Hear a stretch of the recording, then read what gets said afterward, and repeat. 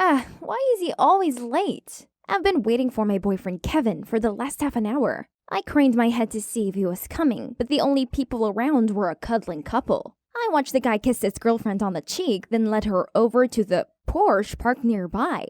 Oh wow, if only. But wait, that guy. Oh my god, it's Kevin!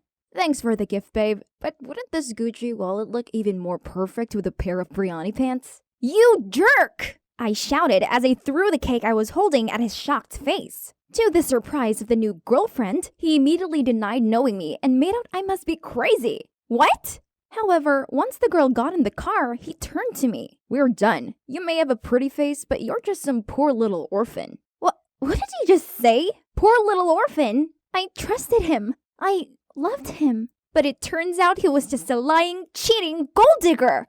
My heart ached through this betrayal, but I still had to drag myself to work. Oh, I forgot to mention, I'm Linda. I've lived at this orphanage since I was little, and my job is to take care of the vegetable garden. If only one day a king would appear, tell me I was the long-lost princess, then take me back to his magnificent kingdom. I was just putting on my gloves when a nun rushed over to me. Oh no, busted. I was gonna get nagged for being late. But to my surprise, she smiled as she handed me a piece of paper. Oh my god, I can't believe it! I've been adopted! Curious, I flipped the paper and checked my adopter's information. Huh? Their year of birth was only 2000? I was eager to read more, but the nun took the paper back. I must have misread it. No way my adopter is barely older than me. The nun pointed to the gate. A Mercedes was there with a bodyguard in black. Next to him was a woman wearing a long skirt, a mask, and sunglasses. Is that the person who adopted me? Am I finally going to be a rich mistress living in the big castle with my millionaire parents? Well, yep. I'm now sitting in this expensive car with my adoptive mother. I was so excited. But the whole ride, she didn't say a word. And this weirdness continued until we stopped in front of this incredible mansion. As soon as we entered the place, a maid hurried over and bowed to us. Only then did my foster mother turn to me, take off her sunglasses, and say, "I'm Martha. Welcome to your new home, my daughter." Oh, she sounds so young. So she must really be born in 2000. But this girl, who's just my sister's age, just called me daughter? That's so weird. This definitely would take some getting used to. Then Mom told the chauffeur to start the car as it was time for my makeover. Wow, another car? Huh? Isn't that a limousine? This was insane. And boom, here I am at a luxury beauty salon. I didn't know what half of these shimmering, expensive-looking products were. I let the beautician do her thing and boom again. When I opened my eyes, a stranger stared back at me. Wow, with his curly blonde hair and layers of makeup, I looked at least 5 years older. Oh man, goodbye my cool blue streaks. Before I could complain, my new mom handed me an outfit. Wait, what is this? This dress is super tight and short. I feel like an Egyptian mummy in it. As for these high heels, ugh, how could anyone walk straight in these things? But seeing my mother's satisfied eyes, I tried to force a smile. I'm a noble lady now, and this is just how we dress, right? Finally, dinner time. I used to think that places like this only existed on TV. Oh, look at these numbers. One meal here costs more than our monthly expenses at the orphanage. Wow, it didn't take long until the waiter brought out these fancy-looking dishes. But Mom's still wearing a mask? I was about to ask when she ordered a portion to go, then told me to just eat and she would wait for me. Why though? This was so awkward. Why was she so insistent on keeping her mask? But that's not the only strange thing. Today, I returned to school. Still the same old school, but Mom insisted this muscular bodyguard accompanied me everywhere. I couldn't even go to the restroom in peace as he stood guard outside. It's great I've been adopted and all, but I can't carry on being controlled like this. It's so embarrassing. I have to negotiate with Mom. So I made her some squash soup to break the ice. I knocked on her door a few times, but no response. So I opened it, intending to leave the bowl on her table when suddenly someone held my wrist. It was Mom. She looked at me with scary eyes. "How dare you enter my room without permission? Where are your manners?" I made some soup for you, and I forbid you from entering my room again. I will not repeat myself on this. Okay, geez. Why was she so sensitive about it? I wonder what she was hiding there. So, that was a failure, and I still have this living statue following me everywhere. It's lunchtime, yet thanks to him, no one would ever sit with me. I needed to escape him before his presence suffocated me. What should I do? Finally, after overhearing some students mention that the vending machine had run out of orange juice, I immediately asked the bodyguard to get some for me. Ha! I'm sure he won't find any even if he dug up this whole school. Success! How great it is not being supervised by that giant rock of a guard. I was in the field joyfully chatting with two of my friends, but I didn't even get to finish my story before the bodyguard showed up again. Great, now you've scared my friends off. There he goes again, being all silent and still. Ugh, this was so annoying. I need to set up a date to apologize to my friends about that incident. And of course, we have to finish the gossip we were talking about. But how could I possibly avoid my bodyguard? Aha! I just sneaked out of the kitchen's back door, and there's only this fence left between me and freedom.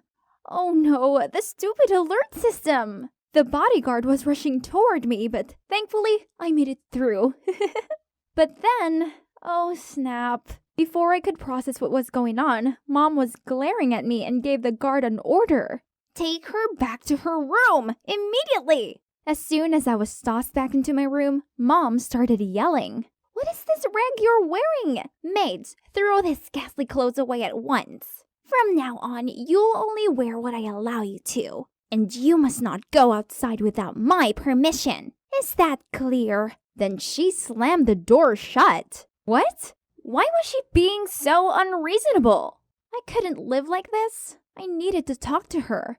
I barged into her room but didn't see her anywhere. I took a look around and noticed a picture of a girl, but why does she look exactly like me? Who is this person? What's happening here?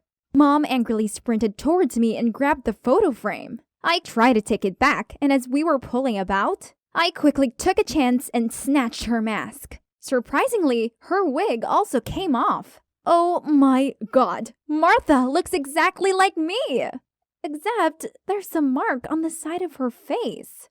Martha, what's going on? It took a while for her to calm down and tell me everything. Turns out she was due to marry her dream man, but then she was diagnosed with hypochromia, a condition that affects red blood cells and can result in skin pigmentation. She worried if her fiancé found out, he would cancel the wedding. Then she found a picture of me that my orphanage posted on their fan page. Stunned by how similar we looked, she came up with the idea of asking me to replace her on her big day. What? How dare she use me like a tool? I was about to leave, but then she got on her knees and started sobbing. Please help me. I must marry him. Then you can go home. I have lots of money. You can have as much as you want. Please, this marriage is everything to me. I'm truly in love with him. Martha looks so pathetic. I couldn't leave her alone miserable like this, so I agreed to help her. She then shared her Instagram account with me so I could contact her fiancé. So I went on my first date with this man called Elias, wearing a Bluetooth headset connected to Martha's. 5 minutes had passed and he hadn't noticed I was a fake. That was a little strange, huh? Is there something on my face? Why are you staring at me like that? Oh, sorry, it's just you look even more appetizing than this beefsteak. And you're far prettier than the last time we met, Maddie. Every time I set eyes on you, I feel myself blossoming. Ugh, I know, it was a cheese fest. But hey, I was just doing my part here. Then suddenly, Elias sighed and gave me this sad look. My dad is seriously ill and is in the hospital. Right now, we're in a very difficult financial situation. At this rate, I don't know if the wedding will go as planned. So, it would be great if you could help me. Yes, of course. I will help you. Don't worry. Oh boy, what a simp Martha is. As soon as I delivered the line, Elias immediately got up and said he must go to the hospital to take care of his dad, leaving the bill to me. Something about all this seems fishy to me. The next day, I waited for Elias at a cafe. He was late and rushed in, looking all flustered. Honey, did you wait long? You have the money, don't you? I gave Elias the bank card and a small gift box. I wanted to cheer you up, so here's a little something extra. Yeah, Martha had begged me to deliver this gift box to him by hand, saying that his family situation must have stressed him out tons, so she wanted to comfort him. What a rich people thing to do. Oh, a Rolex! Pumpkin, thank you. This watch will surely go well with the Valentino shirt. What a pity I don't have one yet. Wait, I think I'd heard this somewhere before. Oh my god, he sounded exactly like that douchebag Kevin. Was he just using Martha for her money? I decided to pry further and find out.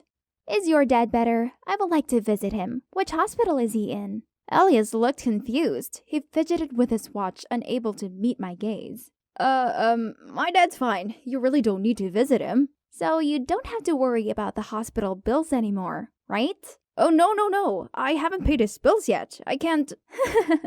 I'm just kidding. Of course, it's yours. Now, I'm sure he's no different than my gold-digging ex. I couldn't let this guy continue to take advantage of Martha. I went home and told her right away, but she refused to believe me. Stop talking nonsense. Now, take this cake to him at once. He must be so exhausted after looking after his sick dad. This would be a sweet surprise for him. I struggled to carry the huge cake to Elias's house. Then I saw him standing there arguing with another girl.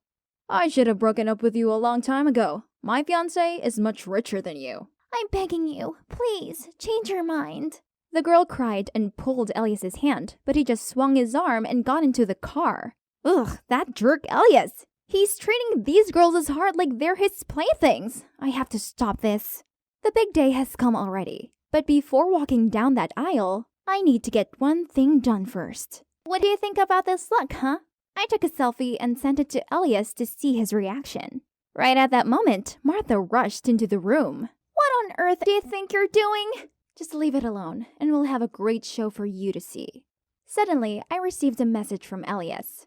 Darling, you're as beautiful on the inside as you are on the outside.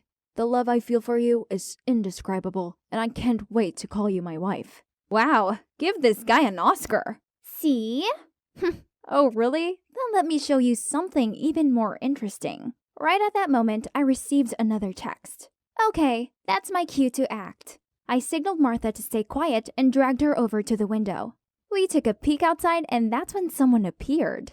As I walked up the aisle, I heard gasps from everyone. Geez, had they never seen a pigmentation mark before? But Elias gently smiled at me.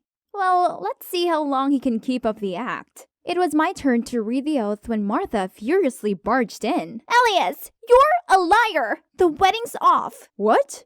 Wait, Martha? But why are there two of you? The whole crowd was in an uproar. Drop the act. I already know you're only marrying me for my money. Money you plan on granting to another girl. No, Maddie, I love you. Right at that moment, a girl stepped out of the crowd. You truly believe I'd ever get back with you? Not in your dreams. All eyes stopped on the pathetic, panic-stricken Elias. Ha! Take that, you lying gold digger.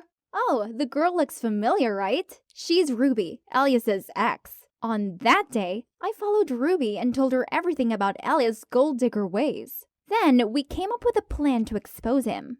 Ruby would come to the wedding and beg for him back. And as expected, after seeing a picture of me with a flawed face, he immediately agreed to get back with Ruby. And of course, I purposefully let Martha overhear the conversation. Brilliant! Now, Elias is currently being removed by Martha's bodyguards. Serves him right. So what happened next? Well, Martha told me about her past. Her parents both passed away and left her a huge fortune. She may have had wealth, but she was lonely, which is why she acted impulsively around Elias. We both learned that love is precious, and it's also worth the wait for someone who loves us unconditionally. Martha let me stay here in her mansion, and we've actually become really close. It turns out we both have found something way better than fake love from slimy gold diggers. And that's sisterly love. Hey Beans, welcome back to my channel. I'm so cranked to introduce today's special guest, my daughter Elle. Say hi, sweetie. Hi, we're making butter from scratch today. I'm so excited. Elle, can you please do this properly? Mom, it's the 6th take already. I can't even feel my arms anymore. If you're still not satisfied, then film it yourself. Hey, I'm Elle, a high school student living in Wisconsin with my mom. From the outside, there's nothing out of the ordinary about us. Well, except that my mom's a vintage holic. See, she in fact became a famous YouTuber for her 1950s lifestyle. Living like this was such a hassle, but that's what puts food on our table, so I had to put up with it. However, sometimes Mom even insisted that I join in her videos, like today. Ugh. Not just that, whenever we went out together, she made me wear the cheesiest vintage dresses, so I wouldn't ruin her aesthetic. As a hip-hop dancer, it was torture. See? I sure look way better in these clothes. Oh dear, what are those awful threads? Here, try this. It's really the bee's knees. Bee's knees, she said? More like Granny. Ah, so pretty. Auntie, you have such excellent taste. That's Daisy, my cousin, And also schoolmate. who gets along much better with my mom. Jeez, I can't let this hideous dress go home with us. If you like this so much, why don't you just take it instead, Daisy? Mom then walked to the counter with some more tacky clothes, ready to pay, but... Gee, where did I put it? Guess I'll come back another time. Oh, missing something, Mommy? It's okay, Mrs. Fay. You're a regular, so you can pay us next time. Wait, what? No! So, now I had to wear this ugly dress to the boring event Mom was dragging me to. Because the more the merrier. On the way there, Mom was talking a blue steak about how I should behave at the bash, when suddenly, huh? What now? Awesome! This must be the third time this hunk of junk has broken down this month. Isn't it fantastic? And we don't even have phones to call for help. Elle, I've told you, it'd be ridiculous to show up with smartphones while dressing like this. Besides, people used to live just fine without them. Stop relying on them so much. Trust me, some nobleman will soon come to our rescue. Stay here and wait all you want. I'm gonna go look for a garage. But I only managed a couple of steps before a fancy car pulled over, and an old man in a suit stepped out and offered to help. Turns out he's one of Mom's subscribers and even asked for a picture. Thank you so much for saving my chariot. You're the ginchiest. Gosh, here she goes again with her old-timey slangs. Eventually, we reached this Antsville, and as soon as we arrived, Mom immediately ran to her celeb friends and posed for photos, leaving me lost and confused. While I was trying to navigate through this madness, some whispering caught my attention.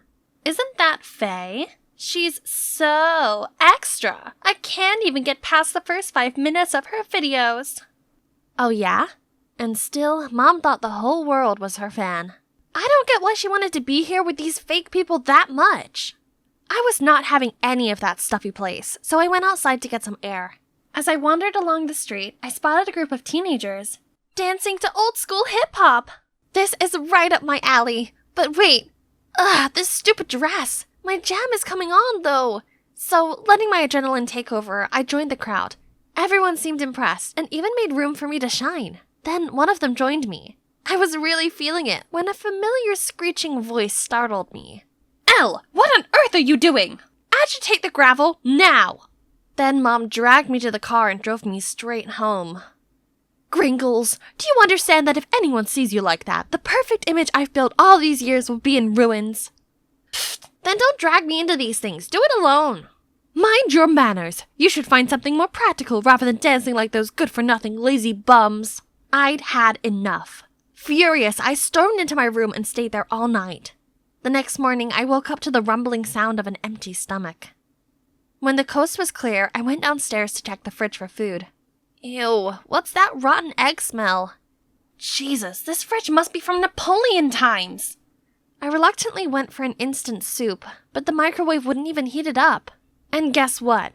My mom spent over $500 just for this thing's useless 50s look. Then I decided to put on a movie to blow off some steam. But the ancient TV wouldn't turn on either. Unbelievable! Is there anything in this rusty dollhouse that actually works? I need to get out of here before going insane. Oh, there's a new family moving in next door. Hang on, isn't that the guy I was dancing with last night? He smiled and waved at me, but I could only force a smile and nodded back. Hey, why the long face? If you're bored, come give me a hand. Then he dragged me over to his yard before I could reply. Once we're done, we rested on the front porch. Turns out his name was Royce. He'd just moved in with his dad and had enrolled at my school. I have to admit, he's quite the charmer, and within minutes, I felt comfortable enough to tell him about my unconventional life with Mom. My mom has way too much free time. I wish she'd find a man. Only then she might quit nagging me. Meanwhile, my dad is always busy. If he had someone by his side, he'd want to spend more time with his family and be less of a workaholic. Wait a minute. So, how about we make them a couple? Today is the day. Our parents have really tight schedules, so planning out this date took a lot of effort. But so far, so good. I told my mom to check out this vintage-themed restaurant in town while Royce told his dad that he wanted some father-son bonding time. Then, oops, we accidentally bump into each other and join tables. Look at my mom, gracefully fixing her hair and acting all charming. I winked at Royce and then we made an excuse to leave the table so the adults could have some private time. It's been a little while. Let's see how the two are doing. Goodness gracious, was Mr. Phillips slurping on the spaghetti? He's making a mess, and Mom seemed really embarrassed. We immediately rushed inside to save this date before it's too late. At the end of the evening, we thought the worst was behind us. Mr. Phillips walked out without holding the door open for Mom, making it swing back in her face. Gosh. Every beginning is difficult, I guess.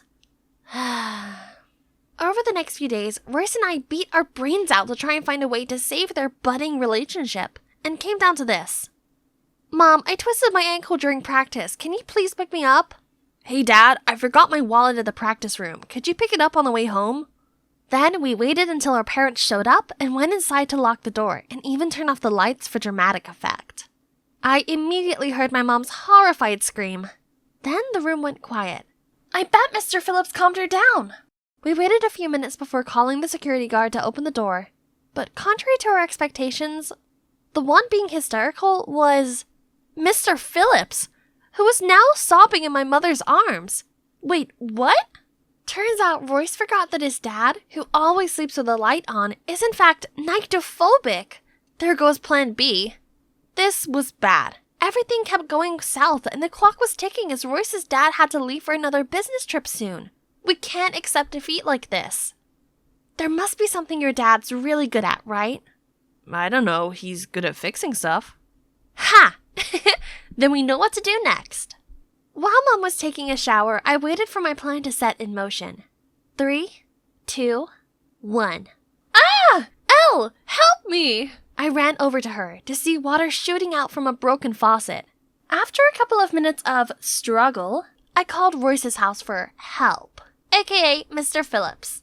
As soon as he arrived, he went straight into the bathroom and helped Mom out of that pool. He looked way too cool, just like Superman. Now, time for his forte to speak up. As expected, he fixed it all in a blink, and Mom even invited the two of them to stay for dinner as a thank you. Great! During dinner, Mr. Phillips kept praising my mom's cooking. He admitted that this coziness reminded him of the good old days. Seeing things escalate between them, Royce and I finished quickly and excused ourselves to give them some time alone. My dad's right. I can't remember the last time we sat together, as a family. Then he told me that his parents divorced a few years back, and due to his dad's work, they were always moving from place to place, which really wore him out. Seeing his sad gaze made me feel so bad for him. I just wanted to give him a hug. Hold on. What nonsense was I thinking? I immediately brushed off that weird thought, and we chatted until late. The next day at school, I was talking to Royce as usual, when suddenly our conversation was interrupted. Oh my god, aren't you the new guy? How do you know him? Huh? Where did Daisy come from? And is befriending Royce something strange? Then she whispered to me that Royce's good looks hadn't gone unnoticed by other students. Wow, no wonder I kept feeling like we were being watched whenever we hung out at school. Daisy then proceeded to chime in between us and talk to Royce non-stop, even on our way home, when clearly her house was not in the same direction as ours. How annoying! But good news, back at home, Mom seemed to be floating on air. I caught her humming along to love songs, and she didn't nag me at all when I went to dance practice. Royce also said that his dad had been in a great mood too. Sparks were definitely flying between them. Our plan finally worked. Good job, sis. Huh? Was I really gonna be his stepsister? I should be happy with this outcome, right? But what was this uneasy feeling? One day at practice, I walked in on Daisy and Royce and immediately felt awkward, so I just rolled myself into a corner. Why did I react that way seeing them be so close? Is it possible that I've fallen for him? This can't be. We're gonna be family. There's no way this can happen. After that day, I tried to avoid Royce. Despite his new girl, he still bothered me, but I kept my distance. I was brooding all the way home until I heard my mom talking on the phone as I entered the house. And I'll bake you some pecan pie, darling. Wait a minute. Royce and his dad were both allergic to pecan, so who's she being all lovey-dovey with? The next day, as usual, I told my mom I'd go to practice, but actually lingered outside the house to stalk on Mom. I saw her on the couch video calling some strange man. Oh gosh, did my mom really cheat on Royce's dad? How could she? Still in shock, I glumly lurked to Graffiti Alley and spotted Royce and Daisy there. They seemed to be talking about something really serious. So, you already knew? Yeah, ages ago, but it's clear that we can't just force love on someone. So, you mean to just give up and happily watch them see other people?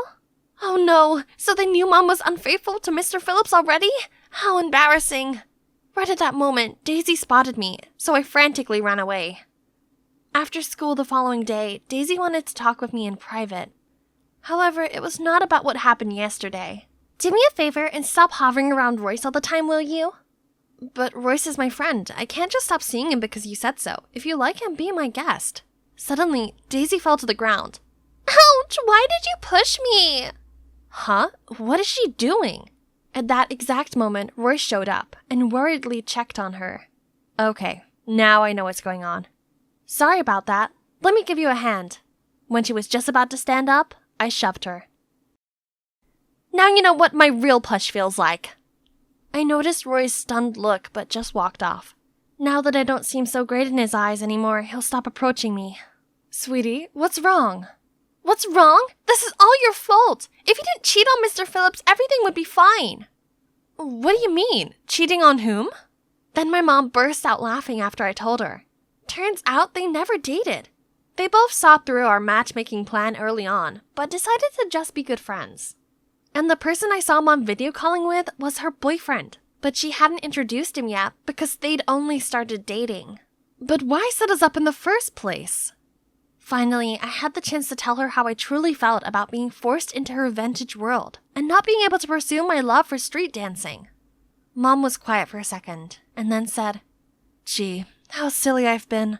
I've been inspiring strangers to go after their dreams, but I stopped my own daughter from pursuing hers." I felt so much better after pouring my heart out.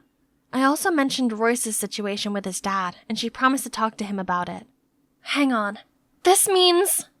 Mom, so you and Mr. Phillips are just friends, right?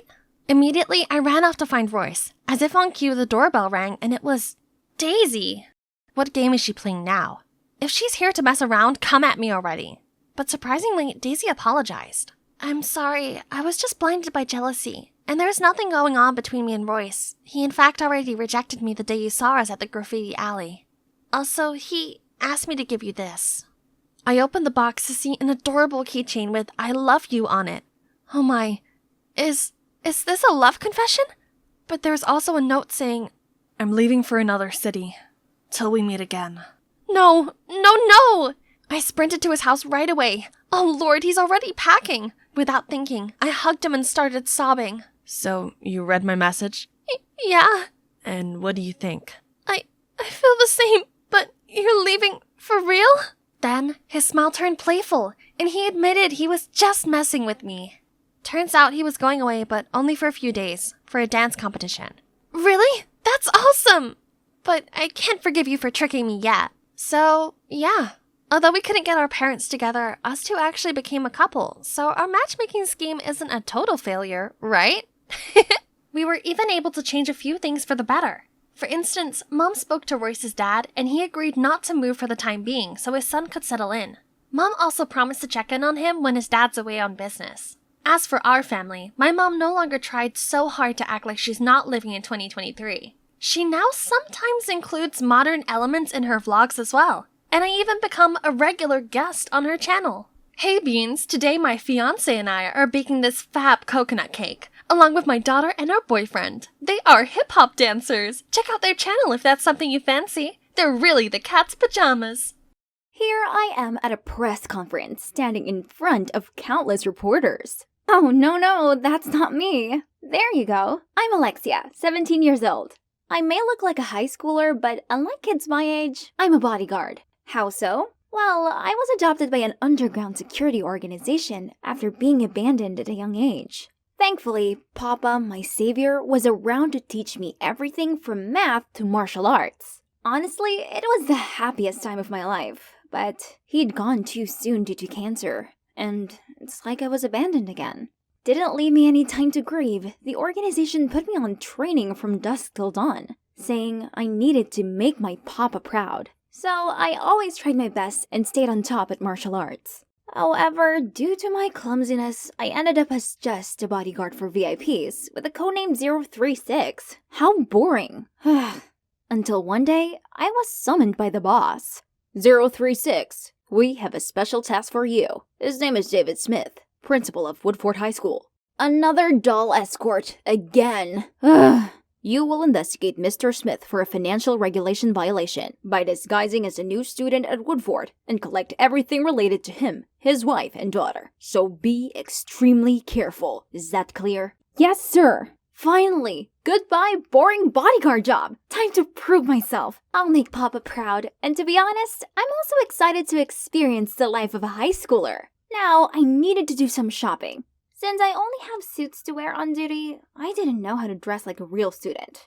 Oh wow, look at all these dazzling clothes! After a lot of contemplating, I decided to take this pretty dress. This thing, and also these. They're matching, right? But the saleswoman asked me if they were for my little sister. Huh? What does she mean? Then she picked out something else for me. I was about to try it on when a scream startled me. Help! Thief! Help! Not a single day went by without trouble. I bolted in that direction and, aha! Not today, thief! Are you crazy? I'm not the thief. Let me go. Just then, I heard a thud and saw another man in blue being tackled to the ground by 2 security guards, while a woman snatched the bag out of his hands. Oops, I just caught the wrong guy. I immediately released him. Turned out he was chasing the thief too, but no matter how much I apologized, he kept rambling that I was a violent lunatic, and even suspected me of being an accomplice. This guy was unbelievable. He better wish he'd never see me again, else the next kick won't be a mistake. Today is my first day at school. My disguise was so good, even I couldn't recognize myself. There's no way I'd get caught. From now on, I'll go by the name Alexia. Much better than 036, isn't it? Wait, I know her. Bella Smith, one of my objects. Wow, the audacity of those girls to pick on their own principal's daughter. Alright, Alexia's coming to your rescue. But not in my normal way. So, here comes a clumsy nerd who accidentally bumped into them, spilling coffee over them, buying time for the prey to run away. The mean girls let out horrified yelps, then yelled at me before running to the restroom. Then I turned to see Bella talking to a boy. Oh no, it wasn't just any boy. It was that obnoxious jerk from the mall. What are the odds? Then they headed toward me. While Bella kept thanking me, I caught a staring look from this guy. You seem familiar. Have we met before? No way. How's that possible? It's my first day here. Phew, he seemed not to recognize me. So he's Clark, Bella's best friend. Now how am I supposed to approach her when her company was this guy? Anyways, my first class is about to start. Now excuse me, I have this perfect cover of a schoolgirl that I need to keep up.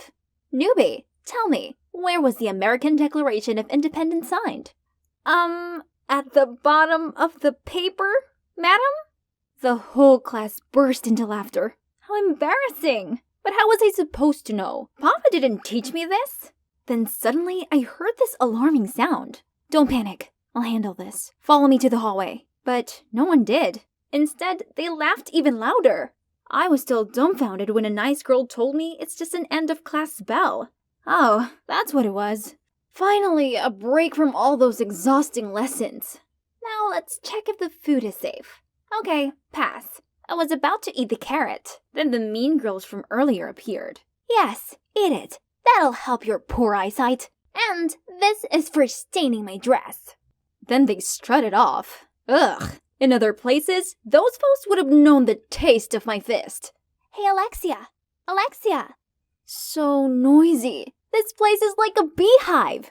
Alexia. Oh wait, that's my new name.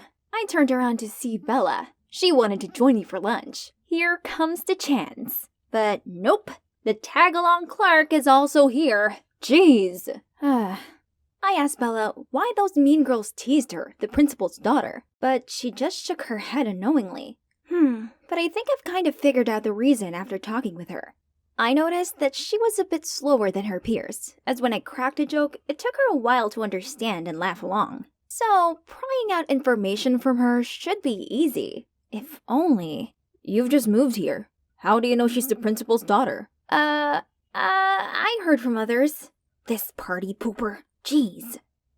The first week didn't go too well, as I was still getting used to being called Alexia and not inspecting my own locker. Also, this load of homework? In general, I enjoy learning stuff at school, but the mission hasn't progressed one bit.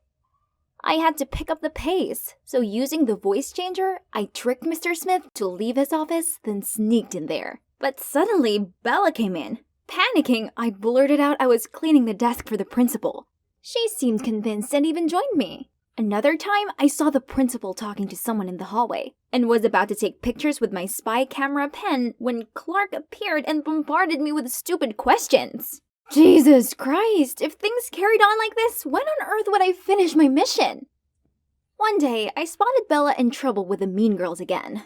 Ugh, do these brats ever learn? This is too much. I need to settle this once and for all. So I ran over and quickly pulled Bella away, telling her to run. Then, I threw my famous flying kicks, along with some front sweeps, and got all the meanies knocked on the ground in a blink. Justice served. I dusted my hands together in triumph, but has Clark just witnessed everything? This guy was way too suspicious. He probably would ruin my secret mission someday. I need to look into this guy. And it didn't take long for me to find out he wasn't from a wealthy family like most of the other students. He got into this prestigious school on a scholarship for being brainy. Now here I was in Clark's family's bakery. Oh, this girl has his eyes and hair color. We talked and immediately clicked. She was Enola, Clark's sister. She has Down syndrome, but she's a real talent. Look, aren't her designs stunning? I was flipping through Enola's sketchbook when Clark suddenly showed up and dragged me outside. Why did you follow me here? I know you're up to something. Who is the suspicious one here? It's you who always coincidentally appears wherever I am. I only followed you here because you've been stalking me and looking shady. That got Clark speechless. Then his sister came to us saying, Alexia, Enola really likes playing with you. Rather, let her come inside. His attitude completely changed hearing that. He gently told me that other people often tease Enola because of her condition. He also apologized for misunderstanding me and offered me a free cinnamon swirl. Wasn't this the first time I'd seen him smile? I'd never been so close to him like this. And suddenly, I felt something churning in my stomach. Perhaps I'd eaten too much. After that, our conflict was naturally settled. Me and Clark became closer, and I got to know other aspects of him. He was really gentle and helpful. The more we talked, the more flutters I felt. Oh no, what's wrong with me? Worse still, I even started to feel uncomfortable when Bella was close to Clark. He always helps her with the smallest things, like opening the door, holding an umbrella for her, and even opening water bottles. She always overacted as if she wanted Clark to protect her all the time. No, get yourself together, Alexia. No, 036, you have a mission to do. So I faked having period cramps to get out of PE and sneak into Mr. Smith's office again. I rummaged through the trash can, but there's nothing useful. Then I noticed a locked drawer. And guess what? There was a notepad and an envelope full of money. Then by shading the paper with a pencil, the letters gradually appeared. It's an address and a time. So the principal's going to make a transaction there? Got it. Then on the way out, I clumsily knocked over a pile of documents on his desk. Wait, there was a picture of a woman holding 2 babies with scribbles. I'll love you 3 forever. But Bella told me she was an only child. Then who's this? And here's that place. The middle of nowhere. Exactly where something fishy would happen. 4:29. It's almost time.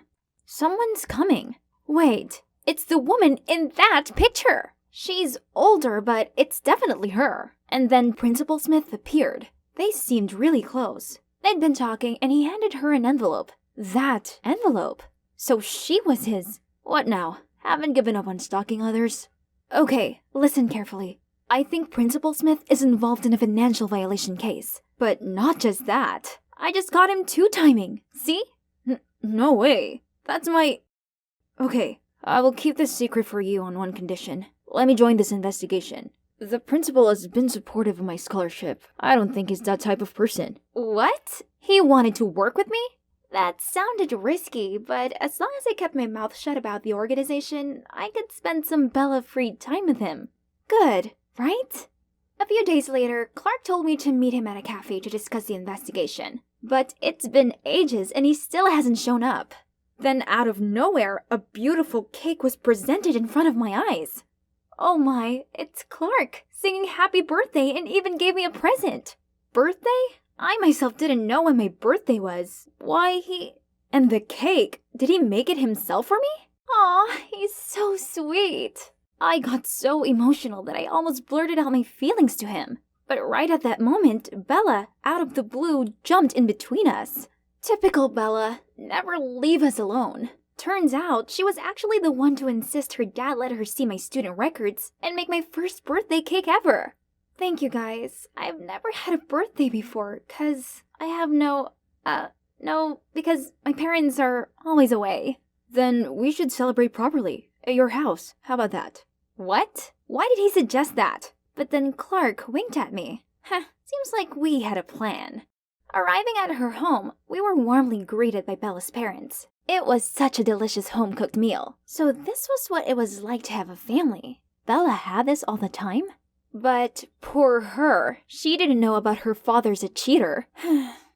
We were in the middle of dinner when Clark asked Mr. Smith about a science project he was doing.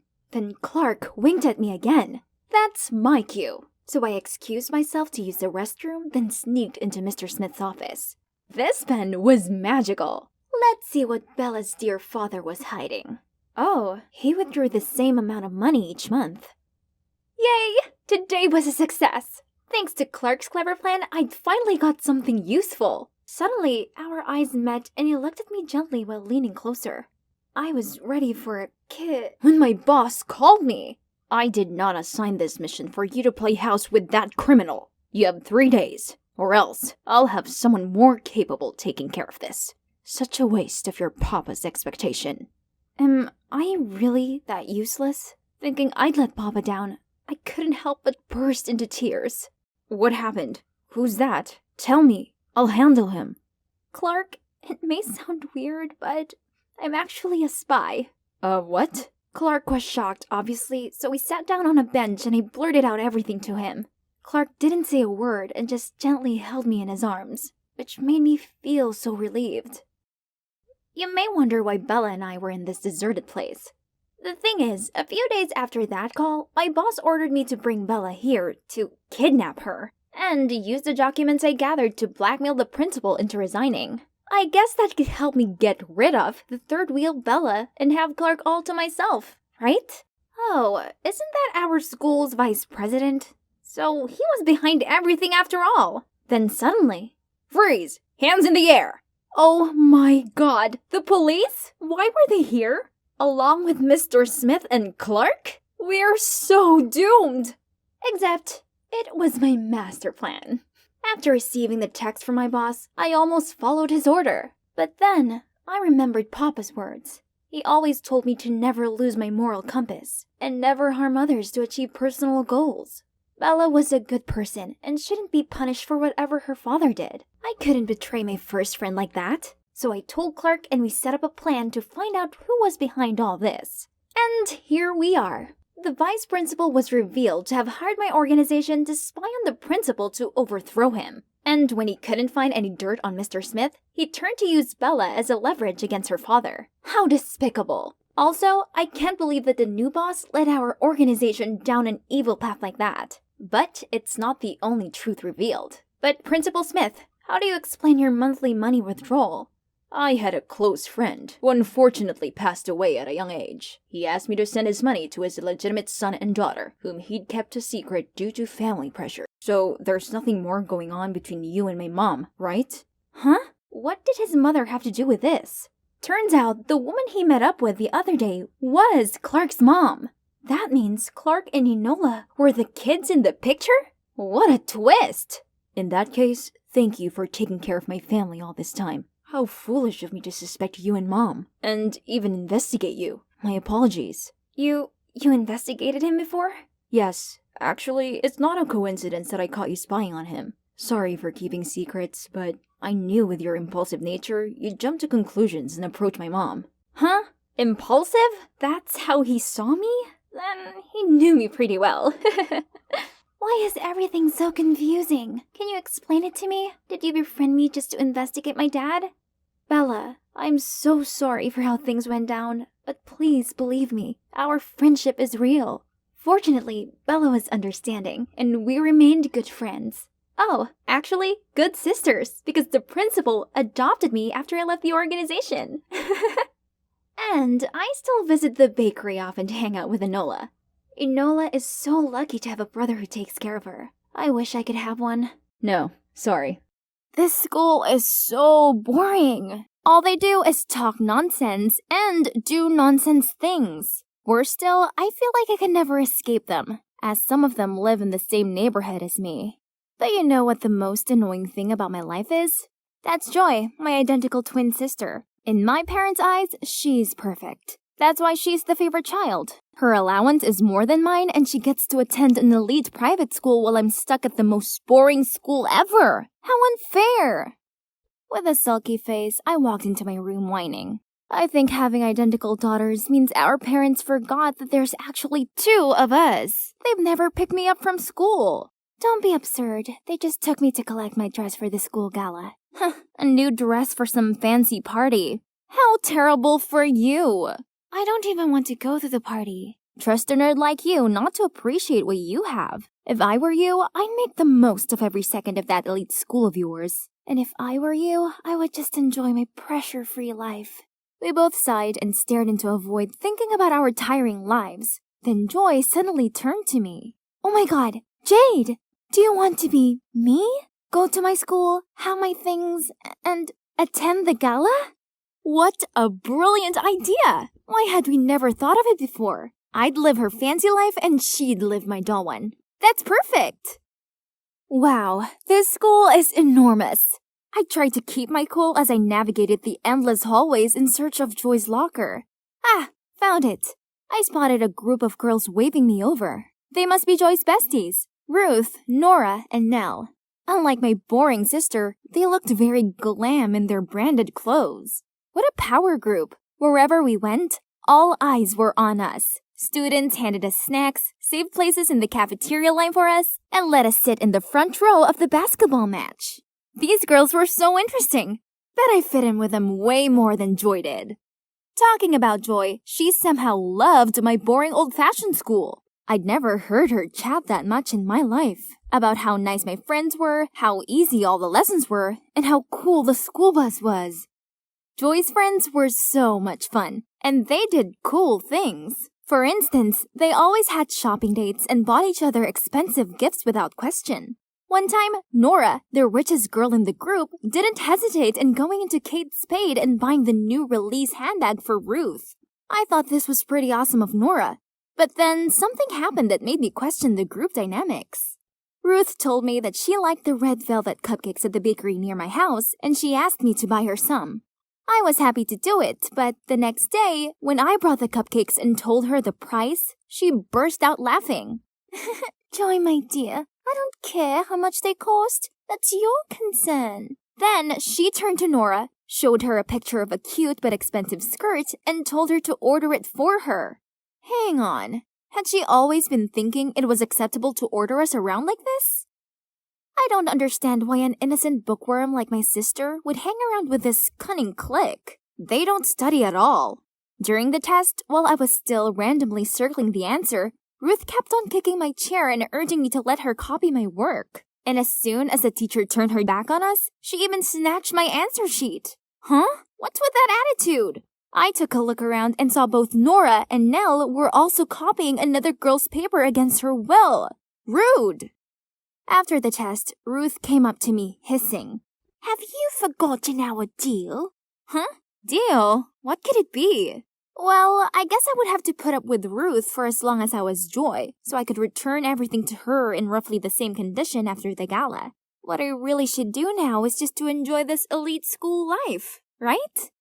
So, I didn't join Ruth and her minions for lunch, but bought food from this super cool vending machine instead. They even had pizza. But the machine made these weird sounds. Ugh, I think my food was stuck. So I kicked and tapped it. But it still didn't work. You dare get into an altercation with the pizza machine? You must be starving. Oh my God. This basketball boy was the most handsome guy I'd ever seen in my life. I was too lost in his eyes to realize the dumb machine had finally delivered my lunch. This gorgeous guy then leaned towards me and my heart skipped. Oh, Cupid, I wish I was the one he picked up instead of the pizza. Here you go. Right before I could react, someone snatched the tray and pushed me aside to enter between us. Thanks, Hayden. Want to share lunch with me? Huh, excuse me? How could she steal both pizza and a boy from me? The boy took my pizza from her and said, Thanks, but I'd like to share this with this cute, starving girl instead. I'll buy the drinks. Wait, was he asking me? Then yes, 100% yes! Leaving a furious Ruth behind us, we walked to the bench table nearby. So, he's Hayden, the captain of the basketball team. We talked so much about our favorite comic books and even played basketball for a bit before classes. That was my best lunch ever. After school, I was about to leave when Ruth stopped me.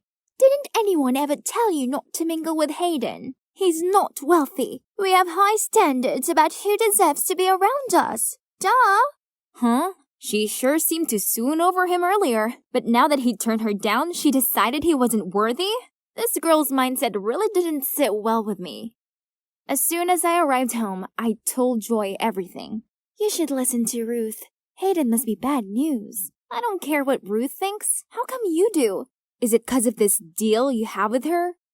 Not your business, but stay away from Hayden. I don't want to get in trouble. Ugh, these vague hints were agitating me. What was it about? But whatever the deal between Joy and Ruth was, I wasn't going to let it get in the way of my blossoming romance with Hayden. Today, me and Hayden had arranged to meet at lunch again to play basketball. I excitedly walked out of art class just as the girl fell and dropped her painting set around my feet. I immediately picked them up for her, when all of a sudden, a boy's hand covered mine right before someone stamped their feet on our hands. It was Ruth. It was her who tripped up the poor girl, too.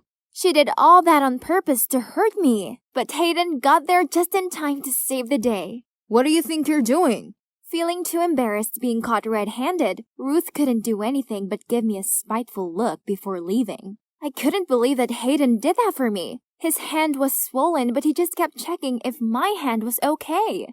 How can Ruth be so horrible? Because she knows everyone's ugly secrets, and she uses them to control people. Joy, she knows your secret too, right? No. I'm not sure, but I don't care. No matter what that secret is, she's gone too far. Don't worry, I got your back. So will I. Oh, I'm Katie, by the way. From then on, I no longer hung out with Ruth and her minions, but I kept quiet about this to Joy as I didn't want her freaking out and making us switch back places early. The more time I spent with Hayden, the more I found myself liking him. I wanted to confess to him who I really am, but I can't. At least not yet anyway. Katie is really nice to me too, and she introduced me to her super sweet friends. Everything was just perfect, except my grades. Well, I didn't dare to tell Joy about this either. My study was pretty bad, and it literally ruined Joy's straight-A record. Meanwhile, Ruth, time after time, insisted that I was the one who had to do all her homework, research, and tests. But duh, I couldn't even finish mine. You know what I've got. Yeah? What exactly is that you have? What's all the threat about? Ruth was stunned seeing me talking back at her like that. Yep, that was it. I've had enough. After class, she waited at my locker and signaled me to follow her to the equipment room. Finally, I could know what my secret was. Ruth showed me a video on her phone of Joy sneakily checking her notes during an examination. Was she cheating? If our principal sees this, I'm sure your precious scholarship will be long gone. And what about that excellent student title of yours? So Ruth was using this to manipulate Joy. Does she do the same to everyone else? Do you think this would scare me? I don't think. I know. You don't want to lose everything, right? No, Ruth. It's you who's gonna lose. Do whatever you want with that clip, like I care. And so I walked away, leaving a fuming Ruth behind. To be honest, I was a bit scared. Well, I know scores and things like academic transcripts were so important to Joy. What if I destroyed it all? After my last class of the day, the thing that I feared the most came upon me. The principal called me to her office and showed me the video that proved that I cheated on a math exam. She was so disappointed in my horrible grades recently, she even asked if it was because I was too caught up in my dating life and the bad influence I called friends. But how am I supposed to tell her that it was just my own incompetence? Nothing to do with Joy or Hayden or my new friends. I just reached my room door when I heard Mom scolding Joy. The principal must have called her. It was all my fault. When Mom left the room, I could feel how angry and frustrated Mom was. Joy, I'm so sorry. I couldn't let Ruth have this hold over me. You anymore. I waited for Joy to take it out on me, but to my surprise, she was kinda happy. That's okay. I think I should thank you for that. I've never been brave enough to stand up for myself, although I was so tired of getting picked on all the time. I was so scared, but turns out being scolded by Mom isn't as bad as I thought.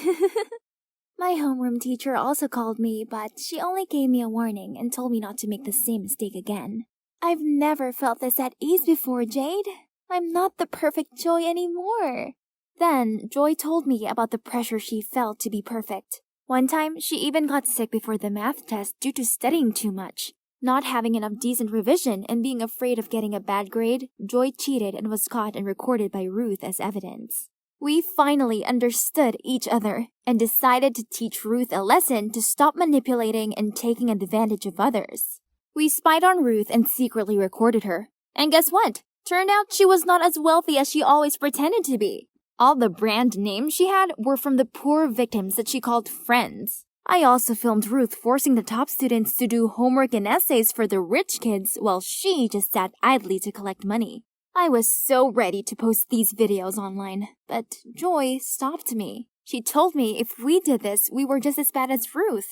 Instead, she had a better idea. She sent the videos to Ruth and demanded her to delete all of the students' secrets. In exchange, we would delete all of hers. Ruth, of course, had no choice but to obey. Wow, how mature my sister is. My last day in Joy's life has arrived.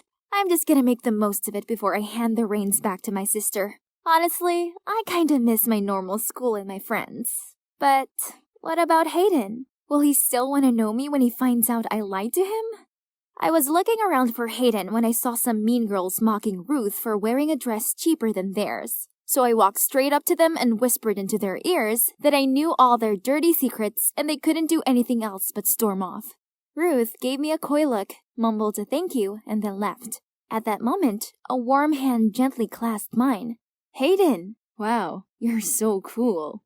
I'm not that cool, Hayden. Actually, I have something I have to tell you. I then told him everything. From how I swapped identities with my twin sister to how I ruined her school life because of my childishness. You didn't ruin anything. Actually, you made things much better. So, since the pizza vending machine day till now, it has always been you, not Joy, right? Yeah, it's been me all along. That's all I needed to know. Then he pulled me in for the... I've made it! I'm on the paradise island of Koh Lanta, and I actually get to stay here at this luxurious beachside resort. Hey, I'm Achara, a 17-year-old girl from Krabi Town, Thailand. As amazing as this place is, I'm actually not here on vacation. Instead, I'm here to reunite with the boy I saved 10 years ago. I almost forgot he existed until last week when I came across a Facebook post by Thomas, a famous British swimmer, searching for the mystery girl who saved his life as a child. Thomas is currently in Thailand for business, so here I am, eager to finally see him again. I was waiting by the gate when suddenly sounds of rolling suitcases came from behind me. I turned around to see 2 girls about my age standing there. Who are they? Before I could say anything, the gate opened and a friendly woman invited us inside. According to Mrs. Danvish, Thomas's housekeeper, he had a training schedule in another city and wouldn't be back for a couple of days. Then she introduced us to each other. The short-haired girl is called Sarai, and the longer-haired girl is Kanda. Dearie me, I must say that having 3 girls all claiming to be Thomas's savior came as a bit of a surprise. But I'm sure the truth will come out in the wash. Until then, please all stay here and make yourselves comfortable. So, those 2 girls are pretending to be me? Unbelievable! But no problem. Thomas would soon realize I was the one he was looking for and would kick those imposters out of here. I dropped my suitcase off in my room, then went downstairs for dinner. As soon as I sat down, Sarai spoke out. Stop acting. I know you 2 fakers are just pretending to be me so you can get your hands on Thomas's fortune. You're the fake one? Curly hair and a mole? You really have done your study, huh? OMG, these 2 audacious girls were getting on my nerves. At that moment, Mrs. Danvish entered, followed by the waiter with a trolley full of the most delicious-looking food I'd ever laid eyes on. Now that Mrs. Danvish was here, the 2 imposters immediately changed their frosty attitudes to their bright smiles and sweet-as-pie acts. Ladies, please help yourselves to food and drink. Then tomorrow morning, after you've all been well rested, we shall have a little chat. But how am I supposed to enjoy the food when I have these 2 vultures glaring at me? I quickly finished my meal, then rushed back to my room. I must be well prepared for tomorrow. The next morning, a maid escorted me out to the garden for breakfast. The other 2 girls were already there. On seeing me, Kanda scowled at me, while Sarai made a point of sawing her knife through her omelet. I was about to help myself to some breakfast when suddenly Mrs. Danvish appeared and said, Morning, girls. I hope you're all well rested. She sat down, then continued. Now to the main point. I'm rather curious and was wondering where you first met Thomas. Easy. It was here on this island when I was 10 years old. I was collecting shells on the beach when I met him. Busted. I was only 7 years old then, imposter. Gee, a careless move over there, Kanda. Thomas clearly specified in an interview that he'd been 8 years old and the girl who saved him was a year younger. Yes, I met Thomas when I was 7 years old.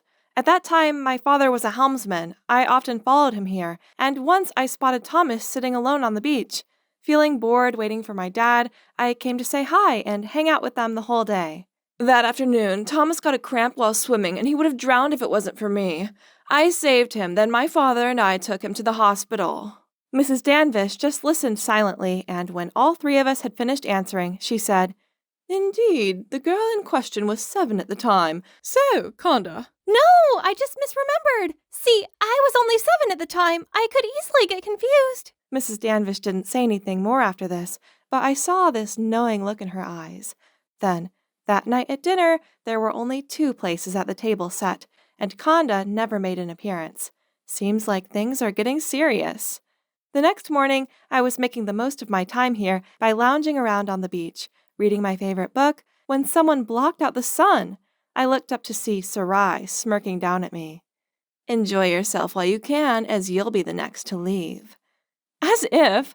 You may have memorized all the information from the newspapers, but that's not going to be enough to fool Thomas. You. I saw the fury in Sarai's eyes as she raised her hand to slap me. But, Someone stopped her. Standing in front of me was a tall, handsome guy. Wow, who is he? Miss, violence is not the answer. Who are you to lecture me? Actually, I'm Eli, Thomas's assistant. Sarai tutted under her breath and then strutted off. Are you okay? I'm fine. I just don't know how someone has the nerve to lie like that. We continued talking as we strolled along the beach. Eli mentioned how I was exactly as Thomas had described me. Seeing as Eli seemed to be on my side, I took the chance to ask him more about Thomas, such as what his favorite foods, colors, and movies were. Yesterday I spoke to Thomas's housekeeper, Mrs. Danvish. She seems to know a lot about him, doesn't she? That's right. She was Thomas's nanny. Due to their busy schedules, Thomas's parents were often busy, so most of the time Mrs. Danvish was the one taking care of him. He's very fond of her. Then Eli showed me a picture of Mrs. Danvish hugging a smiley, young-looking Thomas. Oh, so he had blonde hair when he was little? I was so lost in thought, I didn't notice a rock and tripped over it. Eli immediately reached out to steady me. Then he asked if I was okay. Oh my God, what happened to me? Why is my heart thudding like crazy? That night, Sarai and I were sitting in the dining room having a stare-off as we waited for dinner, when suddenly a man walked in holding 2 bouquets of sunflowers. Thomas! Oh wow, he looks even more handsome in real life. My best friend Dara should have been here to see this. I told her to come here, but she wouldn't listen to me. Before I had time to greet Thomas, Sarai rushed over and hugged him. Then she pretended to get all emotional. Finally, we're reunited. Not a day has passed when I haven't thought of you. Thomas awkwardly pushed her away, then scratched his head. Let's have dinner first and then talk about this later. The food looked delicious as always, but I had a job to do. Only, whenever I tried to say something to Thomas, that awful Sarai interrupted me. Since our first meeting, the image of a cute, brown-haired boy has been imprinted on my heart. I noticed Thomas pause and exchange a knowing look with Eli. You mean blonde, right? She thinks you had brown hair because she's never seen you when you were a kid, and that just proves she's a fraud. Thomas looked at me, stunned, then turned to Sarai in disappointment as she blurted out, It's not like that. Please hear me out. Without letting Sarai finish her sentence, Thomas sternly said, You know, I can totally sue you for impersonation and fraud. If you don't want to get in trouble, get out of here at once. Sarai looked like she was about to cry as she stuttered helplessly, then quickly got up and left. Thomas then grabbed my hand, smiled, and said, Finally, I found you. So he's weeded out the frauds. But why do I feel so guilty when I see his cheerful face? And what about Eli? Why do I find myself wishing it wasn't Thomas holding my hand right now? The next morning, I took Thomas to my hometown and showed him around. We were walking along the shore of the Krabby River when I saw Dara waiting. There she is. I invited her to join us. This is Dara, my best friend. Dara, this is Thomas, the guy I was talking to you about. Right then, my phone started ringing. Excuse me, I've got to take this. Go ahead, guys. I'll be right back. I quickly left, but did not forget to wink at Dara and whisper to her, I did my best. Now it's your turn. I took a stroll around the area and came back to see Thomas sitting alone, looking off into the distance. Where did Dara go? Seeing me, he stood up and said, Dara had something to do, so she left early. We should leave too. On our way back home, I couldn't help but ask Thomas, So, Dara told you everything, right? What do you mean? Oh, well, she did tell me about some interesting spots in the town. Oh man, that means Thomas still has no clue? Silly Dara. I put so much effort into bringing him here. Oh, hey, Achara. This suddenly came to my mind. When you took me to the hospital back then, do you remember what flower you gave me? Flowers. He got me sunflowers last time, so it must be... Of course I remember. I gave you a sunflower. I wanted to cheer you up. I was expecting a nod from Thomas, but to my surprise, he sighed and said, Actually, I just made that up. There were no flowers at all. Thomas's words got me wavered. I didn't want to end up in a position like this. Fine. If Dara chickened out of telling him the truth herself, then I guess I just have to do it. Thomas, I'm sorry. Actually... And so I told Thomas the truth. The one who saved Thomas that day was Dara, not me. And she's in a pretty tough situation right now. Ever since her dad's accident that left him unable to take his boat out anymore, Dara's family were in terrible debt. So, when I saw the article where Thomas was searching for his savior, I tried to convince Dara to come forward, as he might be able to help out her family. But I can't do that. I can't let him see me in this awful state. He would presume I was only after his money. No matter how much I tried to convince her, Dara still refused to go and meet Thomas. And so I decided to disguise myself as Dara and approach you first. Then I planned to reunite you here. And she agreed to all that? No, she didn't. I carried things out all alone. I kept asking Dara for more information about the past and then spent all my savings on hair appointments and makeup to fake a mole like hers. Then I lied to my parents that I was participating in a summer camp and went to Kolanta. I also arranged to meet her here today, but I guess she's still not ready to talk to you. Actually, when I saw Dora, I felt this strange connection toward her, but seeing the way she left like that, maybe she doesn't want to see me again. Oh no, what had I done? I want to bring them together, not drive them apart. Are things really just going to end up like this? It's been 3 days since then, and now here I am, nervously waiting for Dara in the airport lobby. I'd asked her to meet me here, but this doesn't look good. Does she really not even bother to say goodbye to me before I leave the country? Achora, seems like Dora isn't coming. I'm sorry, but we have to go. I gave a solemn sigh and pulled my suitcase when suddenly I heard someone call, "Wait up! Achara!" I turned around and saw Dara running towards me. Oh boy, what a relief!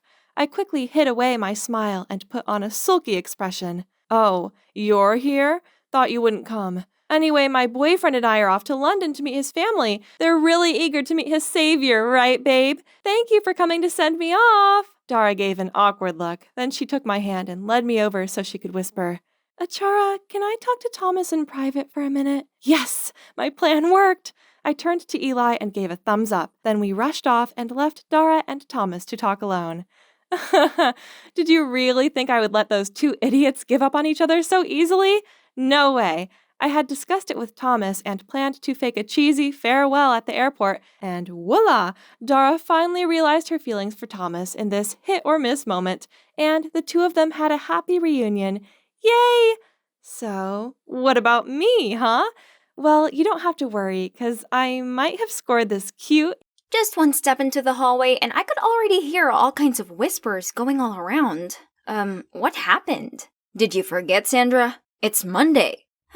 Oh, not again. Who's the unlucky victim this week? Dorothy! It's Dorothy! Look what embarrassing deed she's done. So, it was a photo of the resident mean girl, Dorothy, on a date with some old rich guy. Ben and I had zero interest in those kinds of things, but these kids, on the other hand... Hey, there she is! This was the third Monday in a row that our school had turned into this gossiping chaos zone. Why, you ask? 3 weeks ago, out of nowhere, a bunch of random QR codes appeared stuck to some of the lockers. Curious, we scanned them and got access to this mysterious blog by someone called Quiet Night. They said they wanted to expose the true face of this prestigious school. So, every Monday at 2 a.m., they would reveal someone's dirty secret. And the first secret belonged to the beloved basketball team captain, Lewis. Turns out he flunked the last match on purpose so the rival school that his secret girlfriend attended would win. At first, everyone doubted it, but then someone found the girlfriend's Twitter where she posted a celebration photo. So, there you go. Everything became clear as day. Lewis immediately lost his captain title and the entire school cancelled him. While everyone was still buzzing with that, already came the next Monday secret. It was Mr. Worthing, our popular math teacher. His classes were known for their top performances. But as it turned out, he had always accidentally leaked the questions to his students before every exam. The rumor reached the principal, and he immediately had people look into it. Unfortunately, it was true, so Mr. Worthing was fired. And as you've heard, little Miss Dorothy was the third unfortunate victim. To be honest, she definitely hadn't been the nicest girl. She's a nightmare to all the new kids especially. So when her shameful secret was revealed, everyone seemed to be somewhat satisfied and talked about it nonstop. My BFF, Mary, was no exception, as Dorothy was a rival for her queen bee status. At lunchtime, we arrived at the cafeteria, but weirdly, nobody lined up to get lunch. They were all looking around at something. Turns out Dorothy was here too. She's sitting alone at a table. Not wanting to miss an opportunity to taunt her longtime rival, Mary rushed straight over there. "What's wrong? Your bald lover didn't take you out to lunch today?" As soon as those words came out of Mary's mouth, everyone burst out laughing. Benjamin and I had to drag Mary out of there right away to avoid any calamities. "What are you guys doing? I'm not done yet." "This isn't cool. Let's just stay out of it." "What? She deserves it. You know the clearest what a horrible person she is, Sandra. Or have you forgotten how she picked on you?" Well, it's true. I was also one of Dorothy's victims when I just got here. Ben and Mary were the ones who stuck up for me. That's also how our precious friendship all started. Ever since then, we've been the iconic trio of the smartest kids at school. Pretty sweet, huh? However, the recent dramas have undeniably affected our studies. It's like students are coming here just to gossip, and they keep chatting in class, making concentrating extra hard. Monday mornings became the biggest event in school. Everyone looked forward to it, guessing who's the next chosen one, as the embarrassing secrets continued seeping out. How Justin looks cool chewing his gum all the time, but he actually does this to mask his bad breath problem. Hardworking Julia bought her essays off the internet. The parking lot car spray painter turned out to be none other than Goody Two-Shoes Brandon. It became apparent that any one of us could be next. So people started to panic, praying that their name wouldn't be mentioned. Every Monday morning, I arrived at school to see everyone looking like zombies, cause they'd all stayed up all night waiting for the Quiet Night's post. The mystery blogger had to be one of us to know all kinds of personal secrets like this, so everyone became extra cautious of each other. It's a mess, and this has to stop. We needed to figure out who the Quiet Night was and stop this, but Mary wasn't convinced. How are we supposed to find them? There's zero clue. Stop wasting time. Let's just focus on studying, Sandra. There's no way they didn't leave any trace. We just have to stand up together. Nope. If you want to, then just do it alone. What's wrong with you? Weren't you usually the first one to avoid dramas like these? Because we could be next. So what? I'm not scared. I have nothing to hide. Then she left in a sulky manner.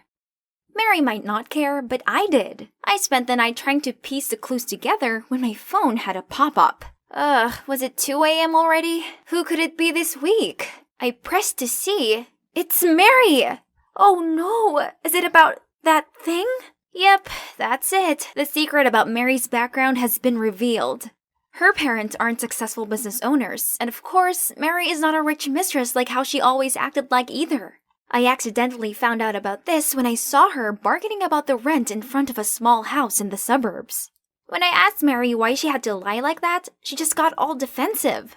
What do you know? If people knew the truth, they would laugh in my face. I, of course, didn't want to hurt Mary, so I always kept it a secret. But now, everyone has found out in the worst way. The next day, Ben and I saw Mary walking toward us, looking exhausted, while everyone's eyes were on her. Yo, how'd you think she's able to afford those flashy outfits? Didn't that blogger say she always wears cheap secondhand clothes? Pathetic. Hearing those words, Ben and I gave those kids death stares and rushed to get Mary out of the crowd, but she suddenly snapped at me. Sandra, you're behind all of this, aren't you? Huh? What? Mary, what do you mean? Why would I do that? You're the only one who knew my secret. If it wasn't you, who else could it be? You are the Quiet Night. What she said quickly caught everyone's attention, and I felt everyone's curious eyes fixed on us. Mary, that's not right. Remember, it's Sandra who called on everyone to find the culprit. That was clearly a distraction to fool everyone. Mary then continued explaining her reasonings for why she suspected me. The blogger only ever typed in lowercase just like I always did, and she also mentioned my habit of staying up late. To make it even worse, the next Monday, that blogger suddenly stopped posting, making everyone certain it was me. So I was instantly labeled a traitor to my friends and even a germ who raised hatred among students in this school. Everywhere I went, people badmouthed me, and no one except for Benjamin wanted to sit by me at lunch. I wasn't even allowed in the library anymore, as everyone would be talking about me, which would cause disturbance. Worst of all, the teachers hated me too. One time in math class, I volunteered to solve a difficult equation, but all I got back from the teacher was, "Sandra, if only you just used your intelligence for studying, not for messing up other people's lives." Then everyone heartlessly laughed at my face. The tension was draining me, so I went out to take a breather. After recess, I got back to the classroom to find a box in my desk drawer. Oh no, wasn't it the love letters I'd written for Louis? I mean, yes, I used to have a crush on the basketball captain, but it was a long time ago, and I never sent the letters. How come they are all here? I sure had hidden them in the corner of my locker. Is it the creepy Quiet Night messing with me? Ugh, that's enough. I gotta unmask this jerk ASAP. Who could it be? Who had the ability to spy on people undetected? I was trying to figure this out when a smug-looking Dorothy appeared. Geez, look at her. Can't believe she's the coward who destroys what she couldn't have. Too bad for Louis that he ended up involved in this. Oh, such a pathetic little girl. Doesn't even have the guts to send any of the letters. Oh my god. Did they just say letters? What letters? What on earth are you talking about? There's no mistaking your handwriting. She showed me bunches of photos of my letters. Oh no, did she take revenge on me because she thought I was the snitch of her dating news? Not leaving me a chance to explain, they just laughed and continued mocking me. I couldn't face going to school and being tormented for something I didn't even do. So I faked being sick to stay home for a few days. But it's been a week and I still didn't feel better. Suddenly, there was a strange sound by the window. Turns out it was Benjamin. Sandra, please stop hiding away. You can't let them beat you. You're better than this. What else can I do? Everyone's convinced it was me. Follow me. I know someone who can help. Now, I was sitting in a cafe with Benjamin, and Max, an IT genius in our school. Benjamin insisted this guy could help identify the anonymous blogger. After just a few minutes of checking the IP, Max has been able to track it down. But, it led to Mary's place? No way. This makes no sense. I gotta talk to Mary. Calm down. Don't say a word about this to anyone for now. Just let me take care of it. I had no clue what Benjamin was planning. He said he would help me clear up the case, but nothing happened for days. Until now, he insisted I'd come to watch this basketball game. What's the point? It just gave others a chance to mock me further. While immersed in my thoughts, suddenly I heard someone's voice on the loudspeaker. It was Benjamin. Hi everyone, I'm sure you guys are tired of the Quiet Nights blog by now, right? Yeah, at first, I just wanted to entertain you all a bit after boring hours of studying, but I guess it's no longer fun, huh? I'm sorry then, I'll stop now. Thanks for tuning in. What on earth is he doing? Now the entire sports hall was buzzing. Is it really you? Benjamin was about to reply when Mary jumped out. No, it can't be you. Stop wasting time protecting Sandra. How could you possibly know where her love letters were kept? Or about Dorothy's secret? So, you tell me, who knew those things then? Mary looked taken aback and confused. Then Dorothy appeared. It's her! It's her who gave me Sandra's locker key. What? So it really was Mary! I was still hoping that Ben's friend made a mistake somewhere instead, but... Why, Mary? I don't understand. Of course you don't. You're not in my shoes to judge. Turns out at first, Mary created the blog for the sole purpose of getting revenge on Louis for being a cheater. He always told Mary that he wanted to date in secret to avoid peering eyes, but it was just an excuse so he could sneak around with other girls. Which is why this was news to both Ben and me. How about the math teacher? What has he ever done to you? He had no work ethic, so he deserved it. I always studied really hard, but he said that girls like me only ever cared about our appearance. He still thought my good grades were from copying these two. And you, Dorothy, it serves you right for the arrogant habit of bossing newbies around. Then she blatantly left the crowd as if she had nothing to do with the school drama all this time. I tried to chase after her, but I was stuck amid this angry crowd. There's still something she hasn't explained yet. The following days, Mary still went to school, but all of the other students isolated her. Benjamin and I tried to approach her, but she went out of her way to avoid us. So, after school, we decided to follow her. We saw her going to the cafeteria, but not to buy things, but to help the lunch lady clean up. Mary, stop being like this. You've still got a friend in me, but don't you think I deserve an explanation too? She then finally sat down and talked to us. Mary would have stopped after exposing the 3 people she hated, but when she saw everyone eagerly waiting for the news every Monday, she found it interesting and continued to bring up other embarrassing things. But then, when things started getting serious, she panicked and looked for someone to blame, and that person was me! Because I was the one who first came up with the idea of tracking down this anonymous blogger. Furthermore, she was angry with me for finding out her secret. Envious because I got better grades than her, and jealous because I was closer to Ben than she was. Mary admitted she felt outshined and left out. So, you decided to expose your own secret you kept for so long just to frame me? Do you hate me that much? No, Sandra, it's not like that. I'm really sorry. As for that secret, I had tried to act like a hot girl from a rich family just to be worthy of that jerk Louis. But since I know he's a bad guy, there's no point of keeping that secret anyway. Ben and I leaned over and hugged her, saying it was all okay. As long as we are honest from now on, we'd be able to sort everything out. After that, we helped Mary clean up the messy tables in the cafeteria. And can you believe it? The lunch lady is actually Mary's mother. She was the one who unintentionally told Mary all the petty secrets that everyone gossiped about while getting lunch. Mary has always hidden the fact her mom's the lunch lady, but after being exposed and boycotted, she gave up and decided not to try hard for the popular girl title anymore, but just to be herself.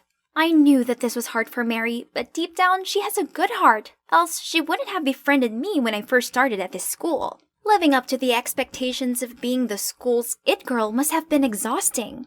It's been a semester full of drama, hasn't it? Phew, lucky it's almost over. Now we're in a hurry to revise all lessons together to prepare finals week. We still compete with each other a lot, but this time it's fair and square. The three of us already decided that whoever gets the lowest score will have to take the other two out for dinner. Free food, here I come, as I definitely am not going to lose. Hi, I'm Donna, an influencer extraordinaire and soon-to-be supermodel. My family are my biggest supporters. Look, there's my sister Charlotte. Even though my parents are busy running the family corporation, they buy me whatever I want. This includes this spectacular dress for the upcoming Elite Model Look contest. Girls, get ready. We're eating out tonight. Yay! Charlotte just helped Dad secure another business contract, so it's time to celebrate.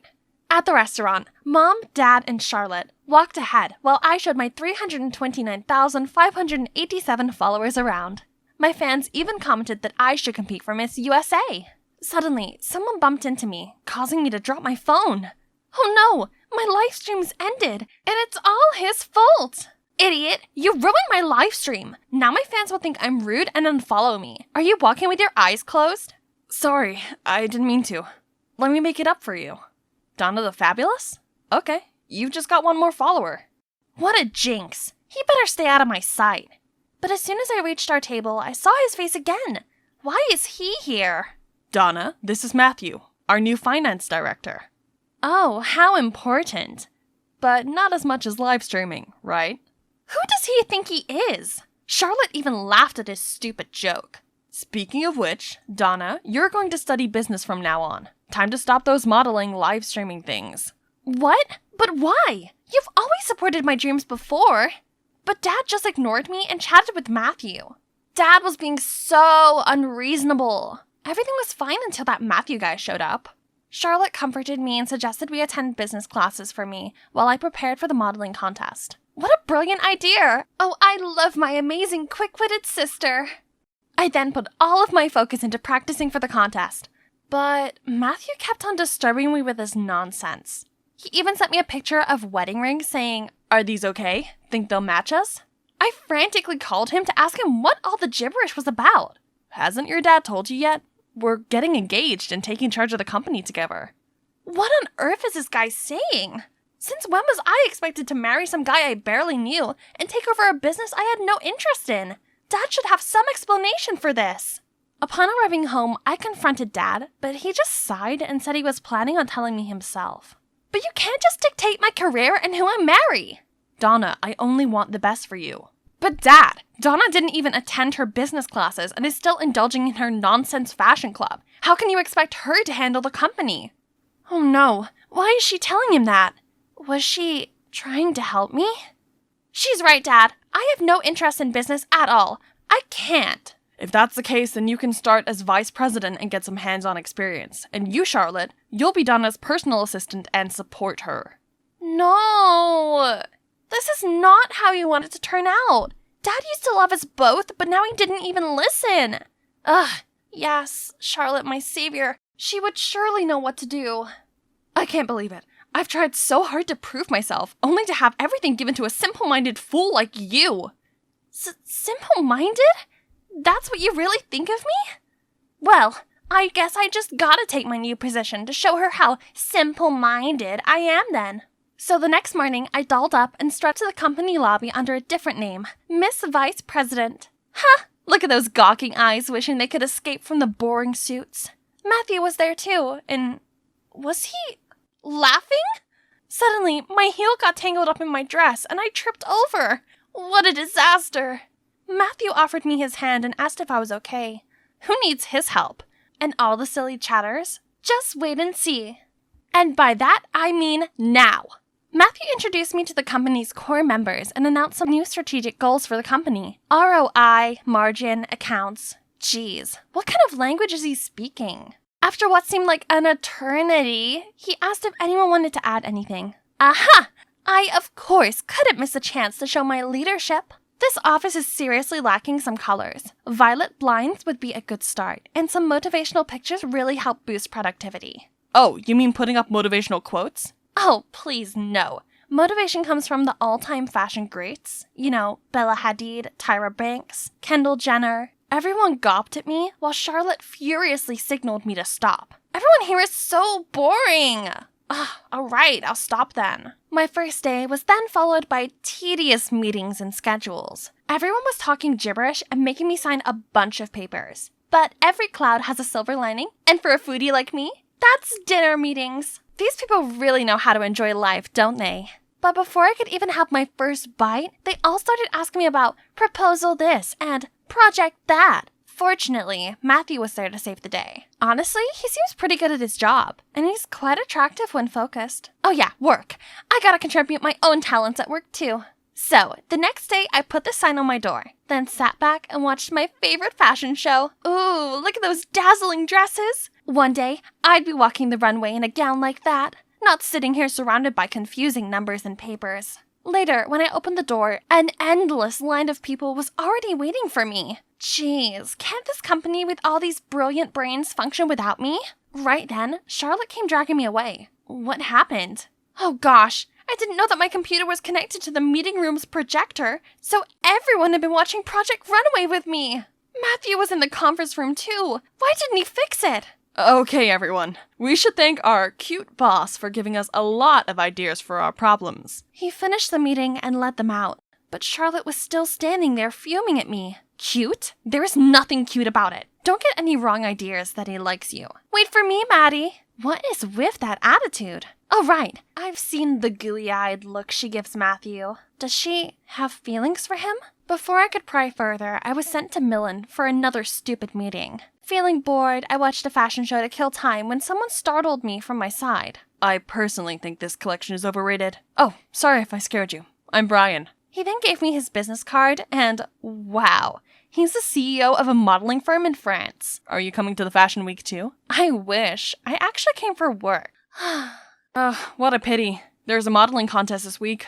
I can tell a true beauty like you is destined for the crown. I missed so many chances to be on the runway. If I make it this time, maybe Mom and Dad will see how serious I am about modeling. This is too amazing of an offer to refuse. Brian, I'm coming with you. At the show, I made sure my phone was off so I could truly immerse myself in all the glamour of the newest fall collection. Brian then kept his word and took me to the audition. I was super nervous at first, but unexpectedly, everyone else looked so amateur. Meanwhile, I strutted like a pro, confident that this time I would get an offer. But for now, reality was calling.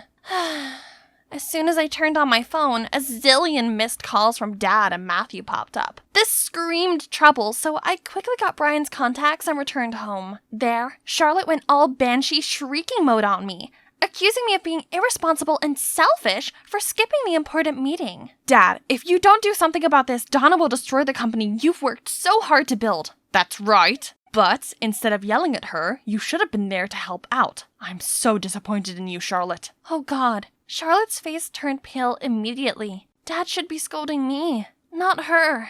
Feeling a little bad for Charlotte, the next day I went to talk to her, but it sounded like she was arguing with someone inside. I walked in to see Matthew sitting there with loads of pictures of Brian and me. We're still, in Charlotte's words, it looked like we were dating. A few photos can't change the fact that we're getting engaged. He then grabbed my hand and pulled me outside, leaving a stunned Charlotte behind. How are you so sure that I'm not seeing someone else? It's just a feeling. Or maybe it's just my hope, because What did he mean by hope? And holy shrimp, why is my heart beating so crazy?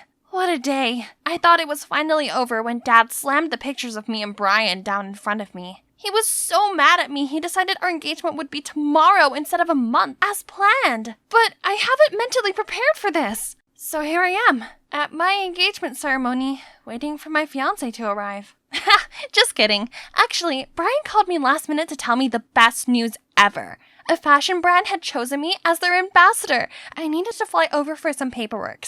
Thanks to him, I successfully escaped the engagement and flew to Milan to meet up with him. Finally, I got to pursue my long-repressed dream in my favorite city and not pay heed to my dad's ridiculous orders. Yay! As I woke up the next morning, I eagerly reached for my phone to call Brian, but... Huh? Where was it? I looked at the nightstand, but my passport, my wallet, and all of my stuff had disappeared. I dashed to the reception asking for Brian's room, but they all shook their heads saying there was no one by that name staying there. Frantic, I used their computer and checked the website for his phone number, but it kept saying error. Then I looked up any information about the contest, but found zilch. How could he do this to me? I trusted him. Now I'm in a foreign country, all alone, and with no money. What am I gonna do? I can't just call Dad to come get me. And neither can I call Charlotte. There's only one person I could contact right now. So I called Matthew, and he flew over immediately. We were walking along the Navili Canal to get some dinner before heading back. I thought he would be furious right now because I ran away from our engagement, but he was just quiet the whole time. So, is it okay for you to suddenly come here? I mean, work and stuff, you know? It's alright. You come first. Everything else comes after. That's sweet of him, but I needed to make sure he didn't get the wrong message. I called for your help, but that doesn't mean I want to get engaged. I'm not ready to commit. At first, I wanted this marriage to happen, but now I'm not so sure anymore. Oh my. Did me running away from the engagement upset him that much? As we stepped through the door, I saw Mom, Dad, and Charlotte waiting for us. Charlotte instantly bombarded me with her dolphin frequency yelling, saying how much they worried about me, how irresponsible and terrible I was. You should have won an Oscar for your acting, Charlotte. Unfortunately, your partner played you this time. Acting?